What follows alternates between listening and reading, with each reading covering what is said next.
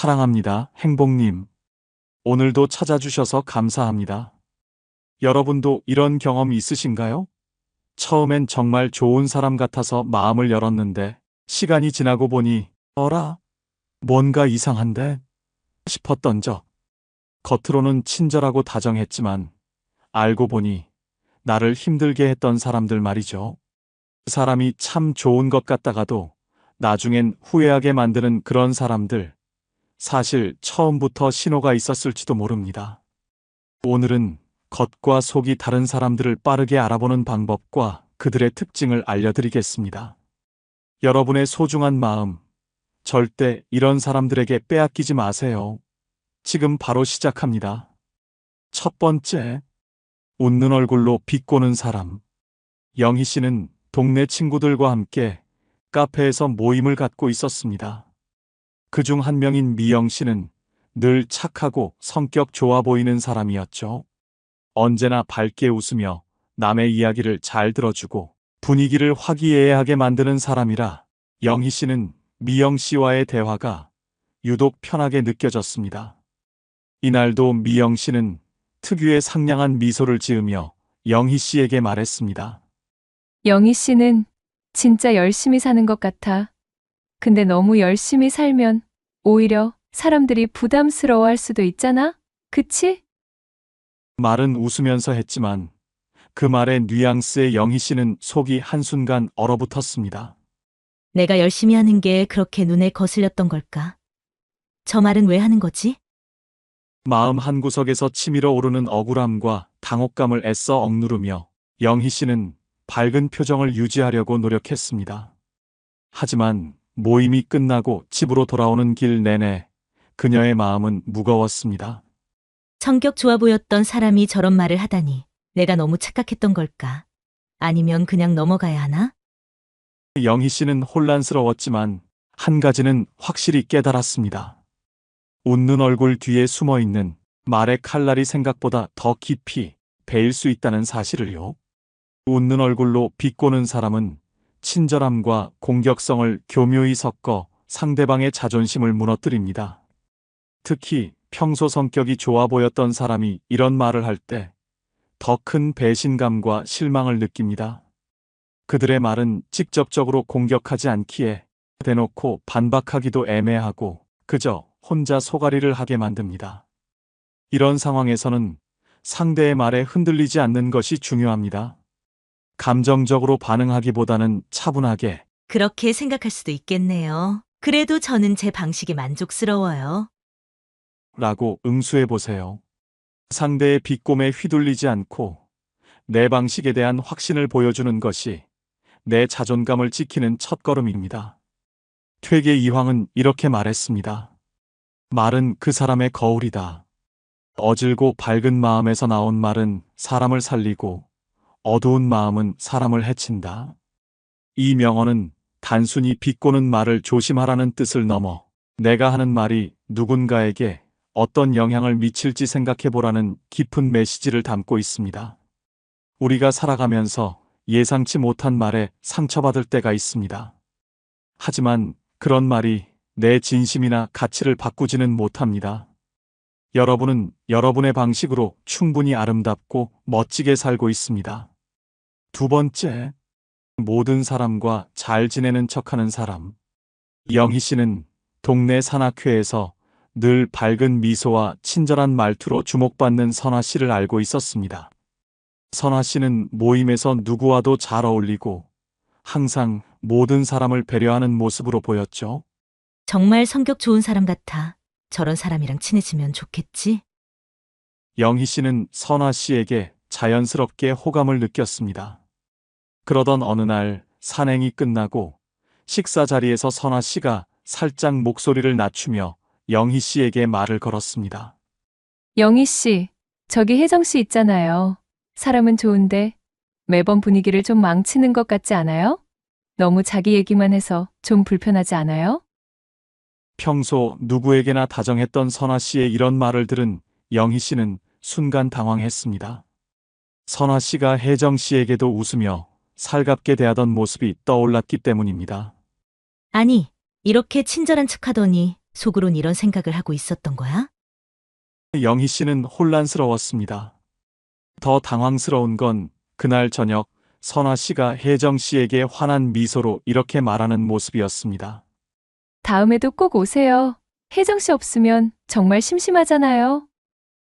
겉으론 누구에게나 친절하고 상냥했지만 속으론 험담을 하고 유리한 관계만 유지하려는 선화 씨의 모습에 영희 씨는 큰 실망감을 느꼈습니다. 진심은 없는 사람이구나. 이제야 본색을 알겠네. 영희 씨는 혼자 말하며 무언가 마음에서 단단히 선을 긋는 느낌이 들었습니다. 모두와 잘 지내는 척하는 사람은 겉으론 친절하고 다정하지만 사실은 특정한 사람만 이용하거나 험담하며 자신에게 유리한 관계만 선택적으로 유지하려는 경우가 많습니다. 이런 사람은 자신의 이미지를 좋게 보이기 위해 표면적으로는 모든 사람을 챙기는 척하지만 그 말과 행동이 이중적일 때가 많습니다. 이런 사람을 상대할 때는 그들의 말과 행동의 일관성을 주의 깊게 살펴보는 것이 중요합니다. 험담을 들었을 때는 단호하게 저는 그렇게 생각하지 않아요. 좋은 점도 많잖아요. 라고 응수해 그들의 의도를 무력화하는 것이 효과적입니다. 상대방의 이중적인 태도에 흔들리지 않는 당당함이 필요합니다. 율곡 이인은 이렇게 말했습니다. 무릇 바른 마음을 지닌 이는 다른 이를 가볍게 평가하지 않는다. 남을 깎아내리는 말은 스스로를 드러내는 어리석음이다. 이 명언은 남을 평가하거나 험담하는 말이 결국 자신에게 돌아온다는 교훈을 담고 있습니다. 우리는 때로 모두에게 좋은 사람처럼 보이는 이에게 호감을 느끼지만 그 속마음에 실망할 때가 있습니다. 하지만 그런 사람들의 말은 우리의 가치를 흔들 수 없습니다. 여러분이 진심으로 쌓아온 관계는 거칠애가 아닌 진정한 믿음 위에 있다는 것을 기억하세요. 여러분의 진심은 언제나 빛날 겁니다. 세 번째, 착한 말로 나를 통제하려는 사람. 민수 씨는 회사 동료 준호 씨와 점점 친해지며 신뢰를 쌓아가고 있었습니다. 준호 씨는 누구에게나 친절하고 항상 배려 깊은 조언을 아끼지 않는 사람이었죠. 민수 씨는 준호 씨의 조언을 듣고 종종 도움을 받기도 했습니다. 어느 날 팀에서 중요한 발표를 맡게 된 민수 씨는 고민 끝에 새롭고 창의적인 아이디어를 준비했습니다. 발표 전날 준호 씨에게 슬쩍 말했죠. 준호 씨, 이번 발표에서 제 아이디어를 밀어볼까 해요. 좀 독특하긴 한데 사람들이 좋아할 것 같아서요. 그러자 준호 씨는 미소를 지으며 말했습니다. 민수 씨, 내가 진짜 다 민수 씨를 위해서 하는 말인데 너무 튀는 건 조금 위험하지 않을까? 민수 씨 아이디어도 좋지만 팀장이 보수적인 스타일이잖아. 민수 씨가 괜히 잘못 보이면 힘들어질 수 있어. 민수 씨는 순간 주저했지만 그래도 자신감을 잃지 않으려 애썼습니다. 네, 그런 우려가 있을 수도 있겠네요. 하지만 한번 도전해보고 싶어요. 다음 날 민수 씨는 팀원들 앞에서 아이디어를 발표했습니다. 결과는 대성공이었죠. 팀원들의 환호와 팀장의 긍정적인 반응에 민수 씨는 큰 보람을 느꼈습니다. 하지만 회의가 끝난 뒤 준호 씨는 민수 씨를 조용히 불러냈습니다. 민수 씨, 발표 정말 잘했어. 근데 내가 다 민수 씨를 위해서 하는 말인데 너무 혼자 돋보이려고 한 거 아닌가 싶어서. 다른 팀원들이 약간 불편해하지 않았을까? 나 같았으면 좀 더 팀 중심으로 했을 텐데. 그 말을 들은 민수 씨는 머릿속이 복잡해졌습니다. 내 발표가 성공했는데 왜 자꾸 문제를 만드는 거지? 내가 뭘 잘못했길래 이런 말을 하는 걸까? 민수 씨는 준호 씨의 말이 자꾸 신경 쓰이기 시작했습니다. 며칠 뒤 준호 씨가 팀원들 사이에서 민수 씨의 발표를 언급하는 것을 들은 민수 씨는 깜짝 놀랐습니다. 민수 씨가 발표 잘하긴 했는데 혼자 너무 튀더라고요. 팀원들 입장에선 조금 부담스러울 수도 있지 않겠어요? 그제야 민수 씨는 깨달았습니다. 준호 씨의 민수 씨를 위해서라는 말은 겉으로는 배려로 포장되어 있었지만 실제로는 민수 씨의 성과와 존재감을 깎아내리고 자신이 더 돋보이려는 의도를 감추고 있었던 겁니다. 착한 말과 배려로 포장된 통제는 상대방을 혼란스럽게 만듭니다. 널 위해서라는 말은 마치 진심처럼 보이지만 종종 자신의 의도를 강요하거나 상대의 성과를 깎아내리려는 수단으로 쓰이기도 합니다. 이런 상황에서는 그렇게 생각해줘서 고맙습니다. 하지만 제 선택에 확신이 있어요. 라고 단호히 자신의 입장을 밝히는 것이 필요합니다. 다산 정약용은 이렇게 말했습니다. 말의 진정성은 행동으로 증명된다. 말로만 따뜻한 이는 자신의 이익을 따르고 행동으로 따뜻한 이는 타인의 행복을 따른다. 우리 주변에는 친절한 말로 다가와 우리의 선택과 마음을 흔들려는 사람들이 있을 수 있습니다. 그러나 진심은 결국 스스로를 지키고 자신의 길을 믿는 사람에게 힘이 됩니다. 여러분의 신념과 노력은 누가 뭐라 해도 충분히 아름답고 가치 있는 것입니다. 네 번째, 겉으로는 내 편인 척하지만 뒤에서는 험담하는 사람. 영희 씨는 동네 문화센터에서 진행하는 취미 클래스에 참여하며 새로운 사람들과 어울리게 되었습니다. 특히 같은 반의 미영 씨와는 빨리 가까워졌습니다. 미영 씨는 항상 밝고 친절한 모습으로 영희 씨를 응원하는 말을 자주 해주었습니다. 영희 씨, 정말 대단하세요. 어떻게 이런 아이디어를 생각해내요? 제가 진짜 배울 점이 많아요. 처음엔 미영 씨의 격려에 기분이 좋아진 영희 씨는 그녀를 믿고 다양한 이야기를 나누며 의지했습니다. 하지만 시간이 지나며 미묘한 이상함을 느끼기 시작했습니다. 어느 날 클래스에서 발표를 마친 영희 씨를 미영 씨가 다정하게 칭찬했습니다. 영희 씨 발표는 늘 훌륭해요. 제가 감히 따라갈 수가 없네요. 하지만 그날 저녁 우연히 다른 친구와 대화를 나누던 미영 씨의 말을 듣게 된 순간 영희 씨는 충격을 받았습니다. 영희 씨 발표는 뭐 열심히 준비하긴 했더라고요. 근데 좀 오버하는 느낌이랄까? 너무 자기 자랑처럼 들리더라고요. 뭐 저렇게 튀는 것도 피곤하지 않겠어요? 순간 영희 씨는 귀를 의심했습니다. 앞에선 내 발표가 훌륭하다고 하더니 뒤에선 날 이렇게 헐뜯는 거였어. 그동안 믿었던 내가 얼마나 어리석었나. 며칠 후 클래스에서 또 다른 상황이 벌어졌습니다. 미영 씨가 영희 씨에게 다가와 말했습니다. 영희 씨, 이번 클래스 끝나고 같이 프로젝트 진행해보지 않을래요?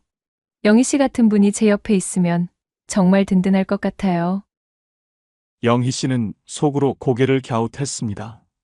미영 씨의 말을 믿고 함께 프로젝트를 진행하면 뒤에서는 또 어떤 말로 자신을 깎아내릴지 두려웠기 때문입니다. 이런 사람은 겉으로는 친절하고 따뜻한 척하지만 뒤에서는 상대를 헐뜯거나 이용해 자신의 위치를 강화하려는 심리를 가집니다.